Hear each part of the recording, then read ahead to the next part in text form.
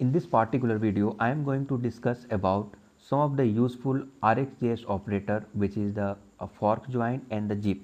So let's try to understand fork join and the zip. So see, here I have three observable. One observable I created using the of operator, another one is again from the of operator, and third one is from the from operator. So this is a three operator, and the fourth one is using the new keyword. So actually these are the way to create a observable. Now I have a fourth observable. I want to join all of that. So how you will join it? So let's see what the fork join will do. So let's say it's a fork join, and fork join will take the observable or multiple observable as an argument. So here I will pass here the ob1 first observable, and then second observable, then third observable, then fourth observable ob4, and then you have to subscribe to get a data. So let's write here the subscribe, and within the subscribe I have to write a callback. This callback is basically whatever data will get emitted, you will get it. But friends, in the subscribe, in the short form, we can just write a console log. That's it. So whenever data will come, I can able to print that data. But wait, I have done the console log, but there is a no console log happen. Why? See, this console log is very equivalent to this one. Let's write once again. So what will happen in subscribe? I have to use the callback. Let's say val, and then something like this. There is an arrow of method, and then I have to write here the console log. Now you are thinking that this one is correct syntax, but still there is a no console log. Why? Because fork join will only work when observable get completed. So you can notice observable 1 get completed, because of operator what will do after emitting their last argument, it will automatically complete. Similarly, observable 2 after last argument it will auto complete, and the fourth one as well, the last array index will get emitted, then will be auto complete. But wait, what about the observable 4? You can notice in case of observable 4, it is not completed. It's just publishing or maybe emitting the data 1, 2 and 3 and not completing. Okay, so you have to complete that one, then only fork join will join all of this operator. Fork join, it means when the observable, all of the observable will get complete. In that scenario, they will publish, they will combine all of the all of the last emitted data. So I have to write here the sub dot complete. I have to write the complete method to make it complete. Now after the complete, no further emission will be happen. Now after the complete, you can see there is a console log. Okay, once again, just I am saving. You can notice console log happen because I have did the fork join 2 times. That's why the 2 times console log happened. So both of the syntax is very correct. Now just I am going to comment it out. Now let's see. So you can notice last emitted data, all of the observable last emitted data is combined in an array. So you can see 6, this is the last emitted data of the observable 1, and 12 is the last emitted data of the observable 2, and last emitted data for the observable 3 is 13. So here you can see the 13 and 3, which why? Because last emitted data from the observable 4 is 3. So all are combined here. But you will say it's okay, but where I will use this fork join in our application? What is the real use case? So let's try to find out.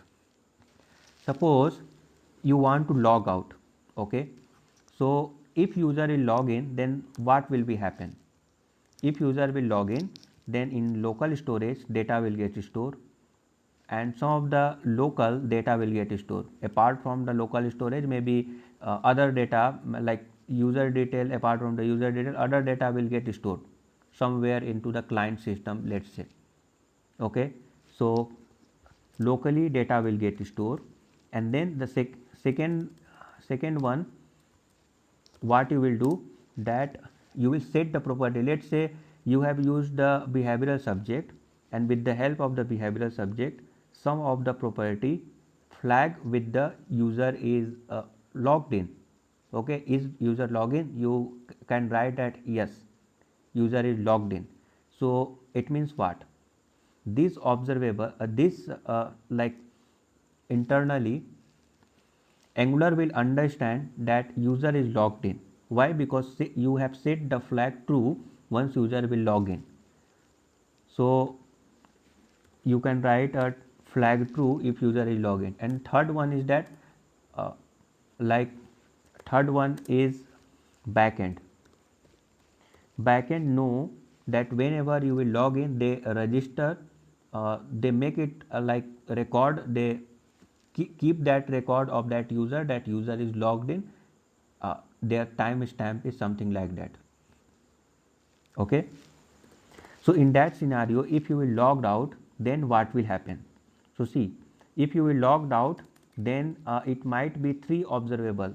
Okay, it can be increased based on the use case or based on the project requirement, it can be increased.